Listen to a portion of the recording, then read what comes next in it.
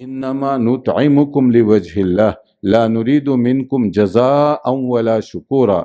एक खर्च करना है अल्लाह ताला की रज़ा के लिए। खर्च करने के मुख्तलिफ अंदाज हैं, जैसे ज़कात है, ये भी अपनी दौलत को खर्च करने का एक अंदाज है, या जनरल सदका और खैरात है, ये भी दौलत को खर्च करने का एक अंदाज है। लेकिन ज़कात और आम सदका व खैरात में कुछ फ़र्क भी है, और वो फ़र्क इस तरह है कि ज़कात इसके लिए लिमिटेशन रखी गई हैं, मसलन साल में एक मरतबा, और वो भी आप अपनी सेविंग पर खर्च करते हैं, अर्निंग पर नहीं, कि आपकी आमदनी कितनी है उस पर नहीं, बल्कि आपकी सेविंग बचत कितनी है उस पर आप खर्च करते हैं।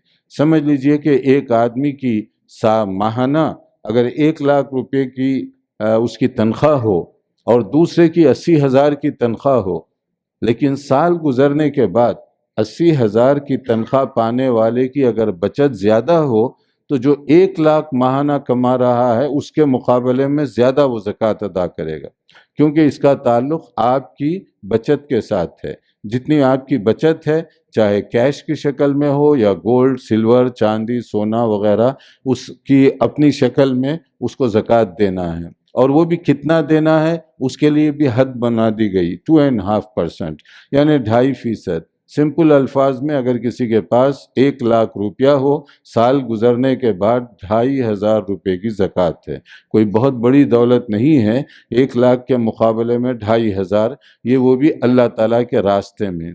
नंबर 2 ये है कि वो हिसाब जो भी करेगा खुद उसे करना है। कोई ज़कात कलेक्टर को यह हक़ नहीं पहुँचता इस्लामी हुकूमत में भी कि वो आकर मेरे माल का हिसाब करना शुरू कर दे कि आपकी दौलत इतनी ज़्यादा है लिहाजा उसी हिसाब से आपको ज़कात लगेगी। नहीं, कलेक्टर का काम बैतुल माल से आकर आपकी दी हुई ज़कात को कबूल करना है, हिसाब करना आपकी ज़िम्मेदारी है। इसमें बहुत बड़ा नुक्ता है कि ज़कात का ताल्लुक़ ईमान के साथ है, ये आप और रब्बुल आलमीन के दरमियान की चीज़ है। अगर आपके घर में बचत है 10 लाख, लेकिन आप कह रहे हैं कि 1 लाख है, तो 1 लाख ही की ज़कात ली जाएगी, बाकी 9 लाख का हिसाब अल्लाह के पास होगा। और वहाँ उसके जो लोग अदा नहीं किए होंगे, सूरह तौबा में आप पढ़ लीजिए, रोंगटे खड़ा कर देने वाली आयत हैं, यही दौलत उसको जहन्नम के बदतरीन अजाब का ज़रिया बन जाएगी, क्योंकि वहाँ तो अल्लाह जो आलिमुल गैब है उससे कोई चीज़ छुपाई नहीं जा सकती। तो ज़कात का ताल्लुक़ ईमान के साथ जब है, तो आदमी के लिए खुद वो कहा गया कि तुम खुद कलेक्ट करो, क्योंकि जवाब तुम्हें देना होगा। अगर थोड़ी सी चीज़ भी तुम जो ज़कात से बचा लेते हो गलत तरीक़े से, तो वो वहाँ पर पकड़े जाओगे। तो ज़कात आपको अपना हिसाब करके देना है, वरना लोग ज़कात देने के मसले में 10-10 हीले करते हैं।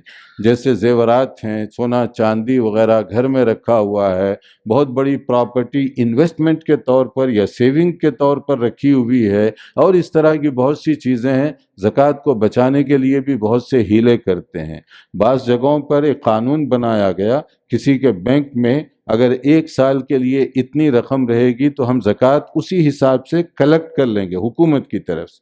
तो लोगों ने क्या किया, उसमें 11 महीने के बाद अपने बजाय अपनी बीवी के नाम पर वो सारा अकाउंट ट्रांसफ़र करने लग गए, क्योंकि 12 महीने होंगे तो ज़कात होगी, तो 11 महीने के बाद बीवी के नाम पर, और वो 11 महीने के बाद शौहर के नाम पर। दुनियावी लिहाज से तो आप ज़कात अदा करने से बच गए कानूनी तौर पर, मगर अल्लाह का एक कानून है, वो आलिमुल गैब है, तो क्या वहाँ भी ये धोखा काम आ जाएगा? तो ज़कात का ताल्लुक़ हमारे और रब्बुल आलमीन के दरमियान है, ये ईमान का मसला है। और जो लोग ईमान वाले हैं वो सिर्फ ज़कात नहीं, क्योंकि ज़कात ये तो फ़र्ज़ है ही, इसके अलावा इन्फ़ाक़ करते हैं। और इन्फ़ाक़ क्या है? अल्लाह के रास्ते में ज़्यादा से ज़्यादा खर्च करना। कोई मिनिमम या मैक्सिमम उसकी लिमिट नहीं रखी गई, कम से कम कितना खर्च करो, ज़्यादा से ज़्यादा कितना दो, ये आपके ऊपर छोड़ा गया कि आप जितना चाहे उसी हिसाब से आपको अल्लाह ताला के पास दर्जात मिलने वाले हैं, उसी हिसाब से अजर व सवाब आपको अल्लाह ताला के पास मिलने वाला है। अब ये आपके ऊपर है कि आप जन्नत की कितनी नेमतें अल्लाह ताला से लेना चाहते हैं। इसमें तो कह दिया गया कि अगर आप एक एक पैसा भी देंगे तो वो क़यामत के दिन 700 गुना, बल्कि अल्लाह के पास कोई लिमिटेशन नहीं है।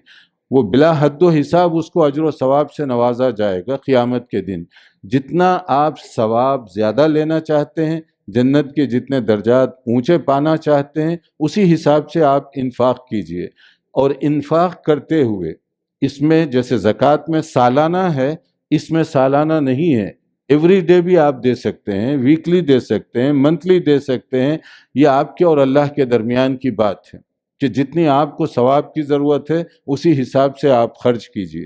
اور پھر کتنا دینا ہے اس کی بھی کوئی حد اس میں صدقے و خیرات میں نہیں رکھی گئی۔ آپ چاہے اپنی تنخواہ کا آدھا حصہ دے دیں، آپ چاہے پون حصہ دے دیں، چاہے پاؤ حصہ دے دیں، یہ آپ کے اوپر رکھا گیا ہے، کیونکہ آپ رضاکارانہ طور پر والنٹیئرلی اللہ تعالیٰ کے راستے میں اس کو خرچ کر رہے ہیں۔ مگر یہاں خرچ کرنے کے بارے میں جو بات بتائی گئی وہ ہم سب کے لیے غور طلب ہے، اور وہ صرف پیسے کے بارے میں نہیں ہے، تمام عبادات کی اساس اور بنیاد ہے۔ انما نطعمکم لوجہ اللہ لا نرید منکم جزاء ولا شکورا۔ یہ آیت کو پھر ایک بار آپ ذہن میں دہرا لیجیے۔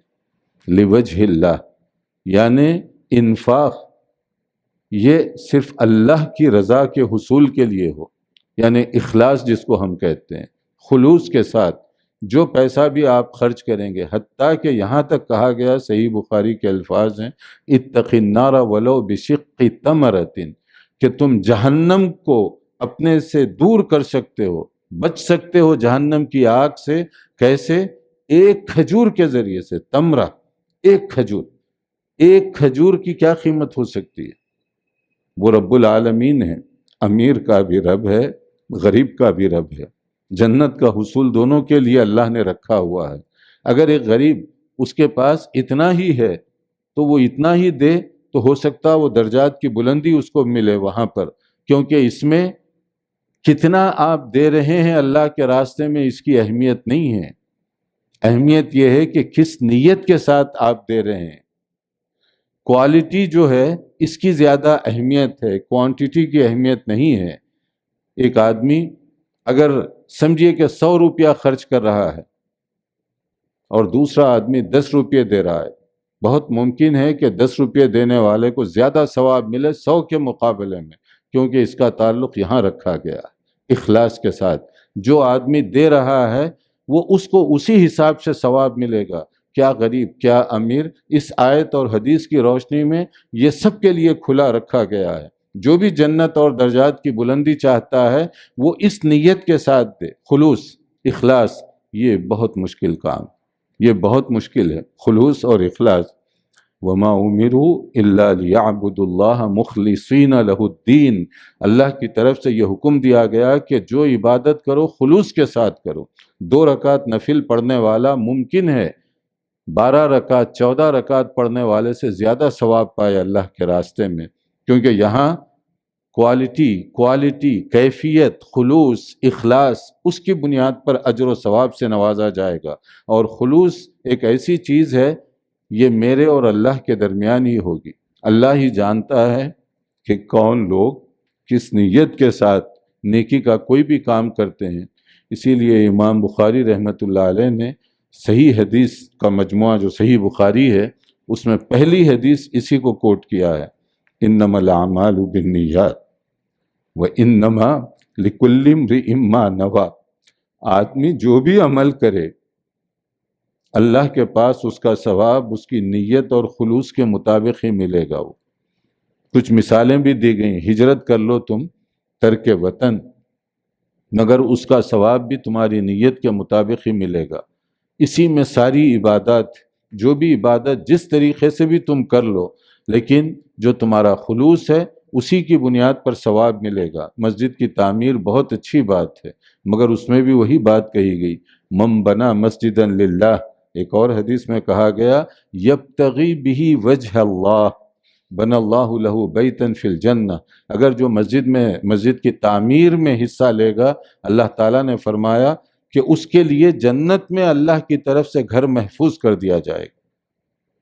اپنا گھر گویا کہ میں ریزرو کروا رہا ہوں جنت میں، اپنا پلاٹ، اپنی بلڈنگ جو بھی ہوگی وہ جنت میں محفوظ کروا رہا ہوں، دنیا میں مسجد کی تعمیر میں حصہ لے کر۔ لیکن اس میں بھی کنڈیشنل ہے، یہ شرط یہ ہے کہ یبتغی بہ وجہ اللہ، اگر تم مسجد بنا رہے ہو صرف اللہ کی رضا کے لیے تو یہ اجر و ثواب کی بلندی ہے کہ جب تک اس مسجد سے ایک آدمی بھی فائدہ اٹھائے گا برابر بنانے والے کو اس کا ثواب ملتا رہے گا۔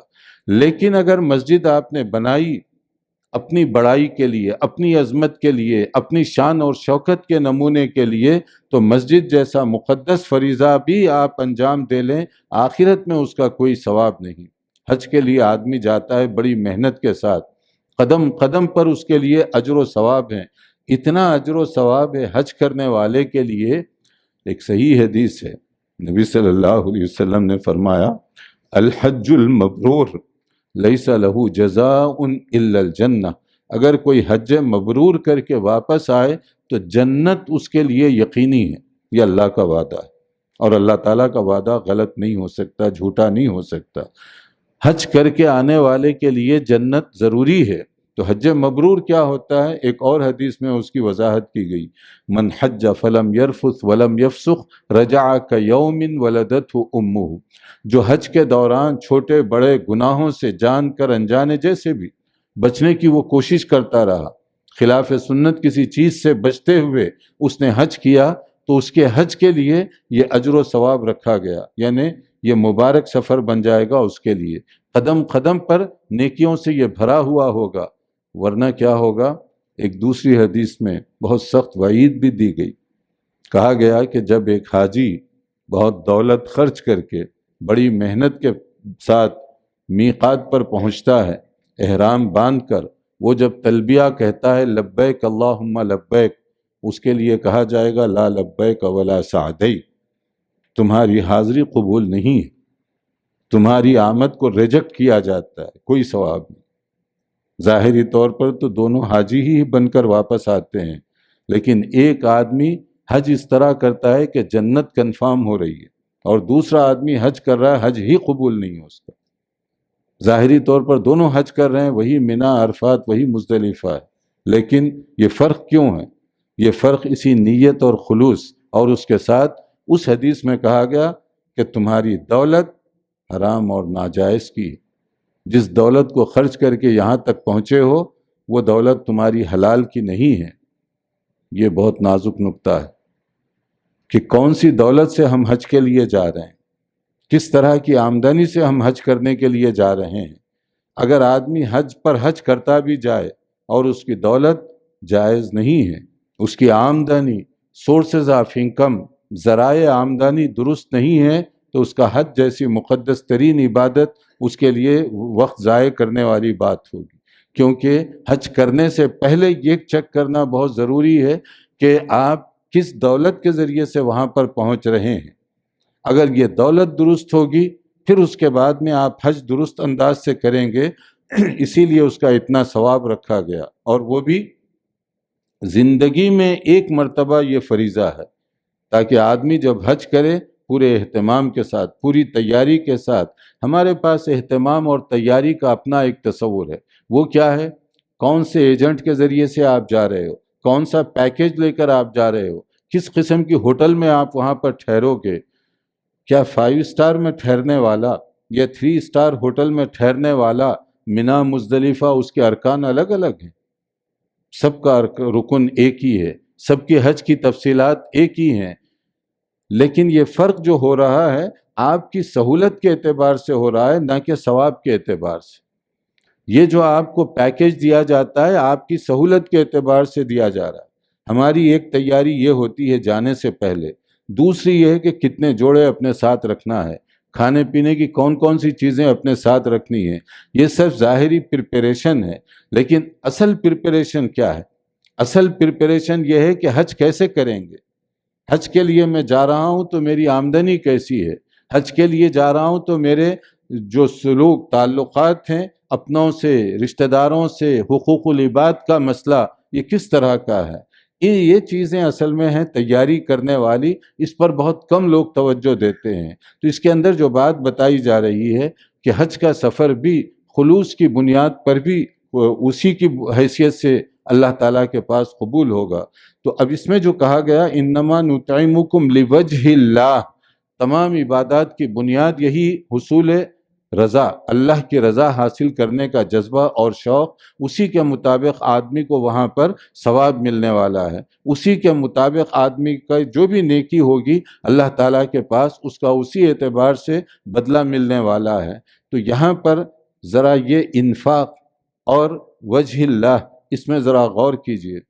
اسی محلے کے اندر اطراف و اکناف میں کتنے ایسے غریب لوگ بھی ہوں گے جن کے پاس شاید پیٹ بھر کھانا کھانے کی بھی گنجائش نہیں ہے، اور اس کے مقابلے میں اسی محلے میں کتنے ایسے شادی خانے ہیں جہاں روزانہ کتنا کھانا پھینک دیا جاتا ہے، وہ بھی خرچ کر رہے ہیں اور یہ بھی انتظار میں ہیں۔ یہ ہمارے لیے ایک حجت ہے کہ یہی لوگ اگر شکایت کر دیں ہماری یہ کیفیت تھی، اور جو اللہ تو نے نعمتیں دی اس کو یہ ڈسٹبین میں پھینکتے رہے، اس کو ضائع کرتے رہے۔ ہمارا کمپٹیشن اس بات میں ہوتا ہے کہ دعوت میں ہم کتنے آئٹم پرووائڈ کریں گے لوگوں کے لیے۔ کیا ہی اچھا ہو کہ کمپٹیشن اس بات کا بھی ہو ہم اپنی دعوت میں کتنے غریبوں کو بلائیں گے، اور اس کو بھی عزت اور احترام سے ٹیبل پر جیسے معززین کو بٹھایا جاتا ہے ویسے ہی بٹھا کر ہم کھلائیں گے۔ ولیمے کی بہت اہمیت بتائی گئی، اور ولیمہ ایک ایسی دعوت ہے جس کے قبول کرنے کو سنت مؤکدہ اور واجب تک کہا گیا، سوائے اگر کوئی عذر نہ ہو تو۔ مگر اسی ولیمے کے بارے میں بھی یہ بھی کہا گیا کیا ہی برا ولیمہ ہے وہ جس میں دور ہونے والوں کو ریکویسٹ کر کے منت سماجت کر کے بلایا جاتا ہے، اور جو آنا چاہتے ہیں ان کو دھکے دے کر واپس کیا جاتا ہے۔ اس ولیمے کو بہت برا ولیمہ کہا گیا جس میں غریب کو آپ باہر کرتے ہیں۔ یعنی ہمارے اندر اتنا بھی ضمیر نہیں ہے کہ ہم اپنی خوشی کے موقع پر تنگ دست اور مفلس لوگوں کو ریسپیکٹ کے ساتھ، احترام کے ساتھ بٹھا کر کھلائیں۔ شاید یہی ہمارا اکرام اس غریب کے ساتھ ہمیں جنت میں لے جانے کا سبب بن جائے، ورنہ یہ انفاق کی جو بات ہے صرف کھانا کھلانے کی بات نہیں۔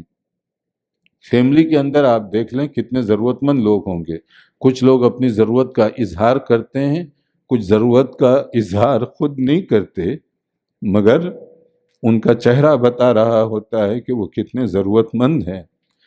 کیا ہی اچھا ہو کہ کبھی آپ بن مانگے کے کسی ضرورت مند کے گھر کپڑے پہنچا دیں۔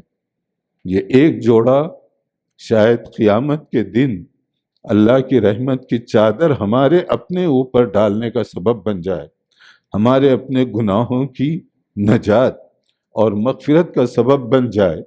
ایک جوڑا کپڑا، اس کی کوئی قیمت نہیں ہوتی، مگر کبھی آپ نے سوچا جیسے آپ اپنے بچے کو پیار اور محبت سے دکان پر شاپنگ کروانے کے لیے لے جاتے ہیں اور اس کی پسند کا جوڑا اس کو لے کر دیتے ہیں، یہ اچھی بات، لیکن کبھی کسی غریب کے بچے کو بھی ایسے ہی لے جائیں اور کہیں کہ تم پسند کرو اپنی چوائس، اور اس کی پسند کا ایک جوڑا آپ اس کو بنا دیجئے۔ کیا معلوم کہ یہ ایک جوڑا کپڑے ہمیں جنت میں لے جانے کا سبب بن جائے۔ ایسے ہی کسی کے بچے کی تعلیمی فیس ہے، وہ ذہین ہے، پڑھنا چاہتا ہے، مگر وہ صرف اس لیے نہیں پڑھ سکتا کہ اس کے پاس کوئی ضروری فیس کا انتظام نہیں ہے۔ اگر آپ کو اللہ نے کوئی تونگری دی ہے، آپ کے پاس کوئی گنجائش ہے، تو آپ چپکے سے اس کی فیس کا انتظام کر دیں، یہ آپ کے اور اللہ کے درمیان کی بات ہوگی۔ اگر آپ کی معمولی فیس کے ذریعے یا ہیلپ کے ذریعے سے کوئی آدمی حافظ قرآن بن جاتا ہے مثال کے طور پر، اس کے لیے بڑی دولت نہیں، بڑے دل کی ضرورت، اور وہ حافظ قرآن دنیا میں جتنی مرتبہ قرآن مجید کی تلاوت کرے گا، سبب بننے والا جو بھی ہے اس کے ثواب میں اضافہ ہی اضافہ ہوتا رہے گا۔ اب اگر ایک بچہ حفظ کر رہا ہے 12 سال یا 13 سال کی عمر میں، اور وہ زندگی گزارتا ہے مزید 60 سال، سوچئے کتنا ثواب آپ کو ملا اس کی وجہ سے۔ فیس کوئی بہت بڑی چیز نہیں تھی، معمولی فیس کا آپ نے اہتمام کیا۔ کتنے یہاں پر ایسے حفظ کلاسز یا اسی طرح کے اور بہت سارے ادارے ہیں جو صرف اس لیے ایڈمیشن نہیں دے سکتے، یہ ان کی مجبوری ہے کہ ان کے پاس گنجائش نہیں ہوتی، لیکن آپ کی بھی تو ذمہ داری ہے، صرف ایڈمنسٹریشن کی نہیں، آپ کی اور ہماری بھی ذمہ داری ہے کہ کبھی جا کر ہم کہہ دیں کہ یہ 10 بچوں کی فیس میں دے رہا ہوں، آپ 10 بچوں کو ایڈمیشن دے دیجئے۔ بچے کو معلوم نہیں کون اس کے لیے انتظام کر رہا ہے، کیونکہ یہ اخلاص کے ساتھ ہے، صرف ادارے کے منتظم کو پتا ہے کہ کون یہ انتظام کر رہا ہے۔ بچہ اسی طرح عزت اور احترام سے جیسے دوسرے بچے پڑھ رہے ہیں ویسے ہی وہ پڑھ رہا ہے، اس کو نہیں معلوم اس کے اخراجات برداشت کون کر رہا ہے۔ یہ صرف غور کرنے کی بات ہے۔ یہ خلوص والا مسئلہ بہت مشکل اور پیچیدہ مسئلہ ہے۔ ہماری خواہش ہوتی ہے یا شیطان ایسے ہمیں دھوکے میں رکھتا ہے کہ ہم تھوڑی سی چیز اللہ کے راستے میں خرچ کریں، بار بار اس کا اعلان کروایا جائے، فلاں صاحب نے یہ دیا تھا، فلاں صاحب نے یہ دیا تھا۔ آپ دے رہے ہیں بہت اچھی بات، لیکن یہ بار بار کا اعلان کہیں ایسا نہ ہو کہ آپ کی نیکی کو ریاکاری میں بدل دے، اور یہ ریاکاری ساری نیکی کو ضائع کر دے گی۔ آپ نے دیا، اللہ جو عالم الغیب ہے اس کے حساب میں تو محفوظ ہو گئی نیکی، اگر کوئی اعلان کرے نہ کرے آپ کا ثواب محفوظ ہو گیا اللہ تعالیٰ کے دربار میں۔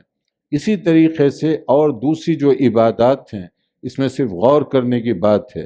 کبھی آپ دیکھیے کسی جگہ پر پانی کا انتظام کروا دیجئے، اس کے لیے بہت زیادہ خرچہ نہیں ہوتا، ٹیوب ویل کا انتظام، نلکے کا انتظام، کسی طرح کا بھی، لیکن جب تک اس کنویں سے لوگ فائدہ اٹھائیں گے، جانور، مویشی، پرندے فائدہ اٹھائیں گے، مرنے کے باوجود وہ دینے والا یا سبب بننے والا جو آدمی ہے اس کو برابر ثواب ملتا رہے گا۔